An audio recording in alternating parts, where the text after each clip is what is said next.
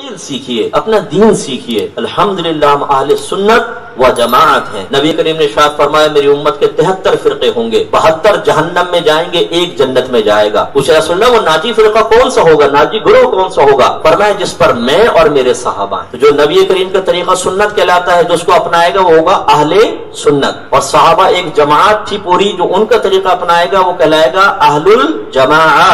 ان دونوں کو ملا کر ایک گروہ کا نام رکھا گیا اہل السنہ والجماعہ، اردو میں اہل سنت و جماعت کہتے ہیں۔ وہ ہم الحمدللہ رب العالمین سمپل میجورٹی حاصل ہے، جس کو سمپل میجورٹی اسمبلی میں حاصل ہو قانون بنانے کا حق اسی کو ہوگا، سینٹ میں بھی حاصل ہو تو قانون پاس بھی ہو جائے گا۔ سمپل میجورٹی میں ہم ہیں، جو سمپل میجورٹی میں ہوتا ہے پاور اسی کے پاس ہوتی ہے۔ ایک سروے کے مطابق پاکستان میں 80% اہل سنت و جماعت ہے، اونلی 20% باقی تمام عقائد مکتبہ فکر اور دیگر اقلیت اس میں شامل ہے، 20% ہے، 80% اہل سنت و جماعت ہیں۔ الحمدللہ رب العالمین سمپل میجورٹی ہمیں حاصل ہے، قانون بنانے کا حق ہمیں حاصل ہے، ہم ہی حق پر ہوں گے۔ میرے آقا نے فرمایا لا تجتمع امتی علی الضلالہ، میری امت کبھی گمراہی پر جمع نہیں ہوگی۔ کون کہہ رہا ہے؟